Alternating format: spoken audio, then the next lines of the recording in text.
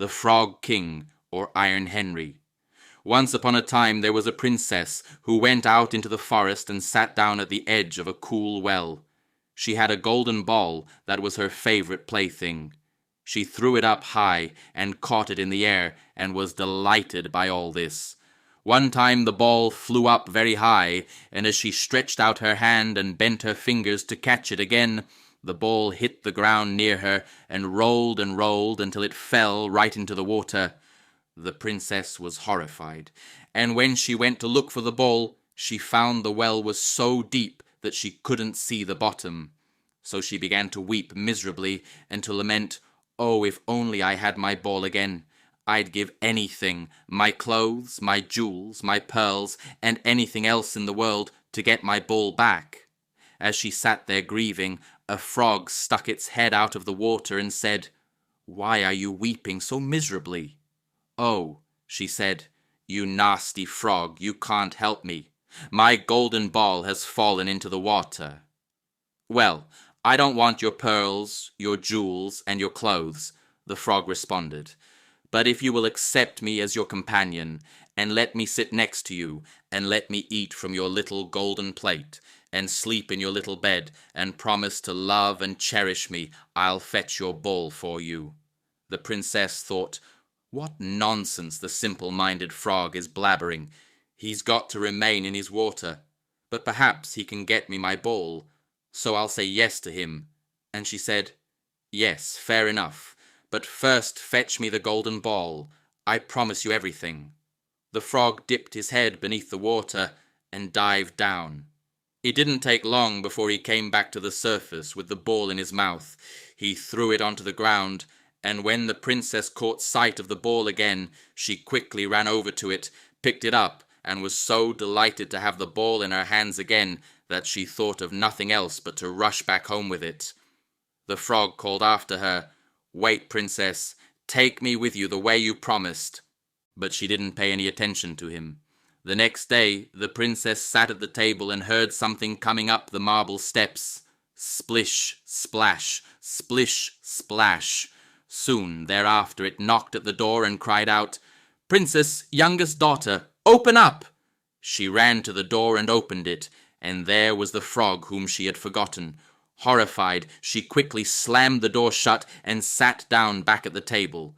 But the king saw that her heart was thumping and said, "Why are you afraid?" "There's a nasty frog outside," she replied. "He retrieved my golden ball from the water, and I promised him that he could be my companion. But I never believed at all he could get out of the water.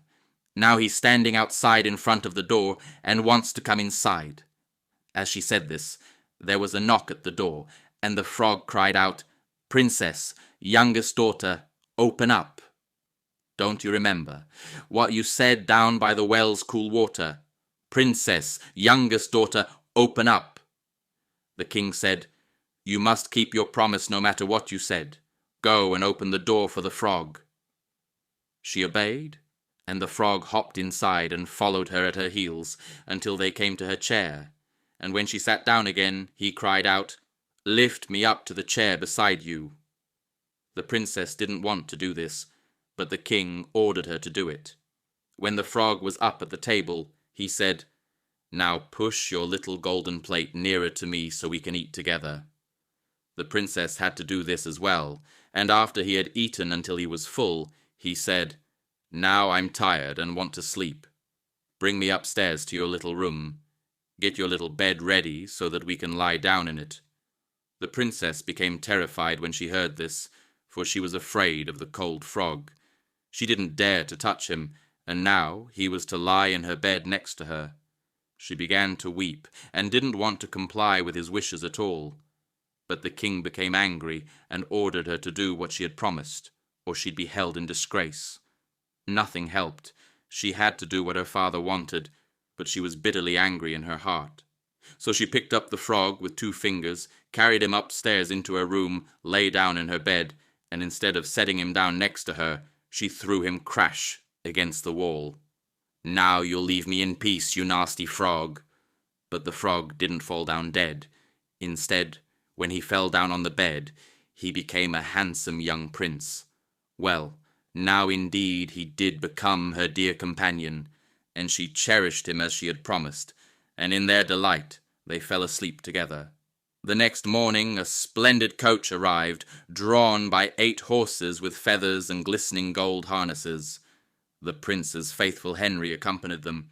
He had been so distressed when he had learned his master had been turned into a frog that he had ordered 3 iron bands to be wrapped around his heart to keep it from bursting from grief.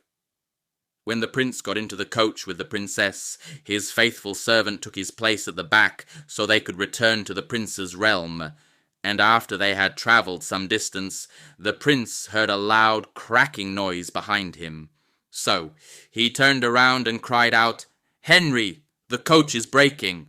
"No, my lord, it's really nothing but the band around my heart, which nearly came apart when you turned into a frog, and your fortune fell, and you were made to live in that dreadful well." 2 more times the prince heard the cracking noise, and thought the coach was breaking, but the noise was only the sound of the bands springing from faithful Henry's heart, because his master had been released from the spell and was happy.